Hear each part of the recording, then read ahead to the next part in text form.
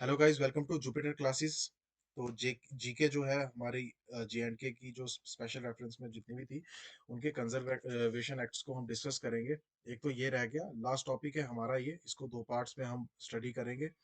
जितने भी एक्ट्स हैं जो इंडिया के हैं, जो प्रॉपर सेंटर के जितने भी एक्ट्स हैं वो सारे लागू होते हैं जेएंडके में, इसलिए क्योंकि जेएंडके जो है यूटी है। जेएंडके के खुद के तो उतने सारे कोई एक्ट्स रूल्स हैं नहीं।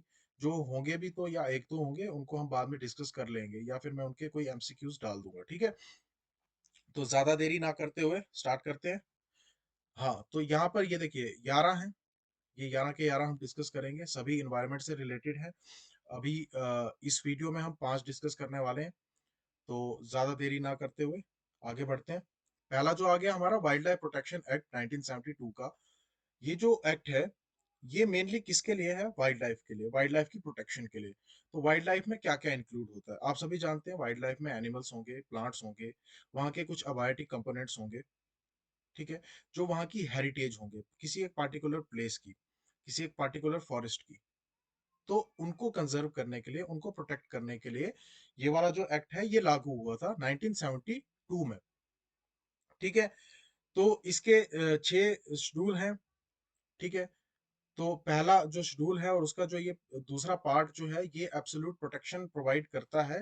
और जितने भी ऑफेंसेस जितने भी होंगे उन पे जो है बड़ी बड़ी धारणाएं लगा के उनको उतना फाइन पे करना पड़ेगा। जैसे जो पोचिंग वगैरह जो हो रही है, मेनली जो होता है पोचिंग, उसके बाद कटिंग ऑफ ट्रीज, इलीगल तरीके से जो कटिंग होगी उन पे धारणाएं लगा के उनको पेनल्टी कर दी जाएगी। स्पीशीज जितनी भी हैं वो शेड्यूल 3 और शेड्यूल 4 में मेंशन करी हुई हैं और सभी प्रोटेक्टेड हैं। लेकिन जो पेनल्टीज हैं 3 और 4 में, जो पेनल्टीज हैं वो लोअर हैं, ठीक है, बहुत कम है। शेड्यूल 5 में जो एनिमल्स हैं, जैसे common crows, fruit bats, rats and mice are legally considered vermin and may be hunted freely, ठीक है। तो ये तो है तो बहुत सारे, ठीक है। तो इनकी हंटिंग, फिलहाल तो इनकी हंटिंग करता ही कौन है? इनकी कोई हंटिंग करेगा नहीं, ठीक है। और साथ में ये जितने भी यहाँ पर ये जो एनिमल्स बताए हुए, जो स्पीशीज बताई हुई, ये नुकसान ही क्रिएट करती हैं। जैसे चूहे वगैरह जो हैं, ठीक है, ये नुकसान ही करते हैं, ठीक है। तो इनको इनको हंटिंग, जो इनकी जो हंटिंग है वो कर सकते हैं, ठीक है, इस एक्ट के according. Specified endemic plants in schedule 6 are prohibited from cultivation and planting, ठीक है। जितने भी ये प्लांट्स जो होंगे शेड्यूल 6 में, ठीक है, उनकी जो कल्टीवेशन होगी और उनकी प्लांटिंग जो होगी वो बिल्कुल भी नहीं होगी, ठीक है। तो ये इसके कुछ फीचर्स जो थे वो ये हैं। कौन कौन सी बॉडीज हैं वाइल्ड लाइफ प्रोटेक्शन एक्ट में? एक तो ये आ गया national board for wild life and state wild life advisory boards. दूसरा central zoo authority, wild life crime control bureau, national tiger conservation authority. ये सब, ये जितनी भी बॉडीज यहाँ पर बताई हैं या फिर जितने भी ऑफिस बताए हुए हैं, वाइल्ड लाइफ प्रोटेक्शन एक्ट के अकॉर्डिंग ये काम करते हैं या इसके अंडर काम करते हैं। और जितने भी ये 6 शेड्यूल जो बताए हुए हैं यहाँ पर, इन्हीं के अकॉर्डिंग काम करते हैं। तो ये था हमारा वाइल्ड लाइफ प्रोटेक्शन एक्ट 1972 का। आशा करता हूँ आपको समझ आ गई होगी। आगे बढ़ते हैं। अब है water prevention and control of pollution act 1974, ठीक है। वाटर का एक्ट है, इसको सिंपल वाटर एक्ट भी कहते हैं। वाटर एक्ट में मेनली इसका क्या है, जो पोल्यूशन होगा वाटर का उसको कंट्रोल करने के लिए ये एक्ट लागू किया गया था, ठीक है। ऑब्जेक्टिव क्या है इस एक्ट का? क्या ऑब्जेक्टिव हो सकता है इसका? Prevention and control of water pollution, ठीक है। सिंपल वाटर एक्ट है तो वाटर पोल्यूशन के लिए ही रिलेटेड होगा। मेंटेनिंग और रिस्टोरिंग और wholesomeness and purity of water in the various sources of water. फिलहाल तो मैंने आपको पहले भी कमेंट में पूछा था कि 2.5% ऑफ द फ्रेश वाटर जो है वो अवेलेबल है हमारे पास पूरी अर्थ में। लेकिन मैंने आप सबको पूछा था कि उसमें से कितना ऐसा पानी है जो सच में अवेलेबल है पीने के लिए। कुछ तो ऐसा है जो ग्लेशियर्स की फॉर्म में है फ्रेश वाटर, ठीक है, या फिर अंडरग्राउंड है जिस जिस तक हम पहुंच नहीं सके हैं, ठीक है। लेकिन उसमें से भी कुछ एक ऐसी परसेंटेज है जो सिर्फ हम पी सकते हैं, जो हमारे नलकों में, हैंडपंप्स में प्रोवाइडेड है, या नदियां नाले जो भी हैं जहां से हम पानी इकट्ठा करते हैं अपने घर में, और पीने के लायक है। तो उसकी परसेंटेज क्या है, ये दोबारा से आप कमेंट में बताएंगे मुझे। ठीक है, आप सभी ने उसका रिस्पॉन्स नहीं दिया था, तो इसीलिए आपको ये बताना है। ठीक है, एक डेटा बेस्ड क्वेश्चन है ये, जितने भी एग्जाम बोर्ड्स जितने भी होते हैं वो ऑब्वियसली इसको पूछेंगे। ठीक है, तो वाटर एक्ट पे आते हैं। It wastes regulatory authority in centre pollution control board, CPCB कहते हैं, ये सेंटर की पोल्यूशन कंट्रोल बोर्ड्स हैं। ठीक है, जो फ्रॉम द यूनियन, जो यूनियन से कंट्रोल होती हैं, और स्टेट पोल्यूशन कंट्रोल बोर्ड। ठीक है, ये दो अथॉरिटीज हैं। ये दो अब दोनों की दोनों अथॉरिटी जो है अपने अपने तरीके से पोल्यूशन को कंट्रोल करने का काम कर रही है। ठीक है, सीपीसीबी और एसपीसीबी, ये इन दोनों की एब्रिवेशन है, are statutory bodies created under the water act 1974। यही बताया मैंने। सीपीसीबी और एसपीसीबी को जो इसकी एस्टेब्लिशमेंट है अंडर द वाटर एक्ट, इसमें क्या है कि जितने भी स्टैंडर्ड्स हैं फैक्ट्रीज के, फैक्ट्रीज को एक स्टैंडर्ड्स दिए हुए हैं कि जितने भी वो केमिकल्स या जो उनका वेस्ट मटेरियल है वो रिलीज करेंगी वाटर बॉडीज में, उसकी एक लिमिट वहां पर दी है।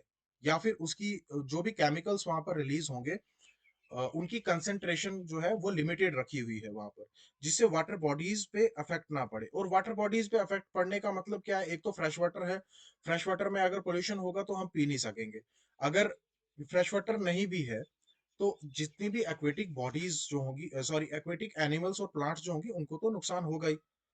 ठीक है, next, CPCB performs the same functions for UTs. जैसे हमारी यूटी है, तो वैसे ही सीपीसीबी जो है वो यूटीज के लिए भी परफॉर्म करता है, और जितनी भी पॉलिसीज वगैरह जो होंगी वो फॉर्मुलेट होंगी, खासकर वाटर पोल्यूशन पे। ठीक है, और जितने भी एक्टिविटीज इसकी सीपीसीबी की होंगी वो एसपीसीबी के साथ जो है कोऑर्डिनेट करते करते ही होंगी। ठीक है, और एसपीसीबी जो जितना भी है सीवेज और इंडस्ट्रियल एफ्लुएंट्स जो भी है, इसको अप्रूव करती है या रिजेक्ट करती है, या ग्रांट करेगी या कॉन्सेंट देगी डिस्चार्ज करने का फैक्ट्रीज को। ठीक है, तो ये था water act. Water act mainly है क्या, ये है for the prevention and control of pollution. और पोल्यूशन कौन सा है, ये वाटर पोल्यूशन। ठीक है, वाटर पोल्यूशन को कंट्रोल करने के लिए वाटर एक्ट जो है ये लागू किया था 1974 में। आप समझ गए होंगे। नेक्स्ट आगे बढ़ते हैं। Air prevention and control of pollution, same water pollution की तरह ये 1981 में लागू हुआ था। मेन इसके एम्स क्या है, मेन एम्स क्या है, to provide for prevention control and abatement of the air pollution. एक तो प्रिवेंट करने की कोशिश की जाएगी, उसके बाद इसको रोकने की या इसको कंट्रोल करने की कोशिश की जाएगी। हवा में जितने भी जो जहरीले पदार्थ जो है वो अगर रिलीज हो रहे हैं, ठीक है, तो उनको कंट्रोल करने की कोशिश की जाएगी, और उसी के लिए जो एयर एक्ट है 1981 का ये लागू किया गया था। उसके बाद सेम जैसे बोर्ड्स हमने देखे वाटर वाटर एक्ट में, सीपीसीबी और एसपीसीबी, सेम वही बोर्ड्स जो हैं वो एयर एक्ट के अंडर काम करते हैं, इसके अकॉर्डिंग काम करते हैं। ठीक है, एयर पोल्यूशन में मेनली क्या क्या आता है, जितने भी कंबशन इंजन्स हैं, इंडस्ट्री व्हीकल्स, ठीक है, उसके बाद पावर प्लांट्स हैं, इनको कुछ जो पार्टिकुलेट मैटर है, जैसे लेड है, कार्बन मोनोऑक्साइड है, इन सब के बारे में आपने साइंस की क्लास में पढ़ा होगा। सल्फर डाइऑक्साइड है, नाइट्रोजन ऑक्साइड है, वोलाटाइल ऑर्गेनिक कंपाउंड्स जितने भी है, वीओसीज, और जितने भी टॉक्सिक सब्सटेंसेस हैं जो लिमिट के बाहर हैं, ठीक है, उनके रिलीज उनके रिलीज को यहाँ पर प्रोहिबिट किया गया। ठीक है, और उनका रिलीज हो कहाँ पर रहा है, उनका रिलीज हो रहा है एयर में। ठीक है, उसको प्रोहिबिट किया गया या तो लिमिट किया गया according to the air act. ठीक है, और ये स्टेट गवर्नमेंट को इंपावर करता है कि जितने भी जो भी एरियाज जो हैं वो डेजिग्नेट किए गए हैं एयर पोल्यूशन एरियाज को। ठीक है, तो इंडिया में आपने फर्स्ट 3 जो एयर पोल्यूशन एरियाज हैं, ठीक है, जिनको हम red zone of the air pollution कह सकते हैं, वो पहले 3 जो एरियाज हैं वो आपने कमेंट में बताने हैं मुझे। ठीक है, आगे बढ़ते हैं। Environment act 1986, environment protection act, ये आर्टिकल 253 जो है उसके अंडर लागू किया गया था, legislation for giving effect to the international agreements. ठीक है, जितनी भी इंटरनेशनल एग्रीमेंट्स जो थी उनको इफेक्ट देने के लिए जो लेजिस्लेशन बनाई गई थी, वो है आर्टिकल 253, और उसी के अंडर इन्वायरमेंट प्रोटेक्शन एक्ट जो है वो लागू हुआ था।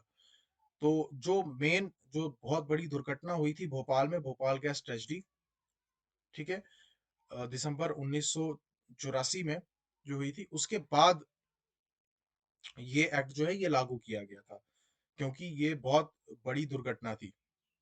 अब इसके बाद भोपाल गैस ट्रेजेडी में जो गैस जो थी वो रिलीज हुई थी, जो उसका नाम आपने कमेंट में बताना है, कौन सी गैस थी और उसका क्या इफेक्ट था, उसके सिम्टम्स क्या आ रहे थे, जब उसका इफेक्ट जो था वो लोगों पे पड़ा तो उसके सिम्टम्स क्या आ रहे थे, ये चीज आपने कमेंट में मेरे को बतानी है। उसके बाद यूएन कॉन्फ्रेंस जो ह्यूमन एनवायरनमेंट पे हुई थी 1972 में स्टॉकहोम में, ठीक है, उसको अचीव करने के लिए ये इनेक्ट किया गया था। इको सेंसिटिव जोन्स जितने भी थे या इकोलॉजिकली फ्रेजाइल एरिया जितने भी थे, जो MOEFCC के अंडर, ठीक है, यही इन्वायरमेंटल प्रोटेक्शन एक्ट जो है, इनका एक लिमिट दी गई थी। जैसे 10 किलोमीटर के जो बफर जोन है जितने भी प्रोटेक्टेड एरियाज के, उनको लिमिट किया गया था, ठीक है, वो भी आपने बताना है। स्टैच्यूटरी बॉडीज क्या, सॉरी आपने नहीं बताना है, ऐसा हुआ था। स्टैच्यूटरी बॉडीज क्या है इन्वायरमेंट प्रोटेक्शन एक्ट 1986 की? एक तो जेनेटिक इंजीनियरिंग अप्रेजल कमेटी है, और दूसरी है national coastal zone management authority, जिसको बाद में नाम दे दिया गया था national Ganga council under the ministry of जल शक्ति, ठीक है। तो अभी आपके पास एक और ऑब्जेक्टिव टाइप क्वेश्चन बन गया है, ये रिसेंटली हुआ होगा। नेशनल कोस्टल जोन मैनेजमेंट जो है अथॉरिटी जो है, इसका नाम जो है चेंज कर दिया था, या इसको कन्वर्ट कर दिया था, और इसका नाम क्या रह गया था, national Ganga council under the ministry of जल शक्ति, ठीक है। तो ये ऐसी ऐसी चीजें जो हैं ये नोट कर लेनी चाहिए लेक्चर्स में, जितनी भी डेट्स हैं उनको चेक कर लेना चाहिए, आर्टिकल्स शेड्यूल्स जितने भी जो भी बताए होते हैं, पार्ट्स जितने भी बताए होते हैं, उनको देख लेना चाहिए एक बार। खैर वो तो हम आगे मॉक टेस्ट जितने भी होंगे उनमें हम कंप्लीट करवा देंगे, बट यहाँ पर देख लोगे तो ज्यादा अच्छा रहेगा। तो फिफ्थ जो है हमारा ozone depleting substances regulation and control rules 2000, ठीक है, 2000 में ये लागू हुआ था। तो इसमें क्या है, एक तो डेडलाइंस हैं, जितने भी ओजोन डिप्लीटिंग सब्सटेंसेस जो हैं उनका रिलीज होना एयर में, ठीक है, हमारे इन्वायरमेंट में, उसकी एक डेडलाइन सेट करी हुई है यहाँ पर इस एक्ट के अकॉर्डिंग। और जितने भी ट्रेड के इंपोर्ट्स हैं या प्रोडक्शन है या एक्सपोर्ट है, जितने भी प्रोडक्ट्स होंगे जिनके अंदर ओजोन डिप्लीटिंग सब्सटेंसेस होंगे जो ओजोन लेयर को नुकसान पहुंचाते हैं, ठीक है, तो उनको लिमिट किया या डेडलाइन उनकी सेट करी हुई थी। जो ये जितने भी रूल्स हैं वो CFCs, क्लोरोफ्लोरोकार्बन्स, हेलोन्स, उसके बाद ओजोन डिप्लीटिंग सब्सटेंसेस जैसे कार्बन टेट्राक्लोराइड है, मिथाइल क्लोरोफॉर्म है, SFCs हैं, except in meter dose inhalers and for other medical purposes. जितने भी ये जो ये रूल था, इसके अकॉर्डिंग जो ये CFCs वगैरह जो भी ये सब्सटेंसेस बताए हुए, इनकी लिमिट सेट करी थी, और ये फिर सिर्फ इनहेलर्स या मेडिकल पर्पसेस के लिए यूज किया जाता था। अब इनहेलर्स में ये चीज कैसे आई, इनहेलर्स में, ठीक है, ये एक सोचने वाली बात है, ठीक है।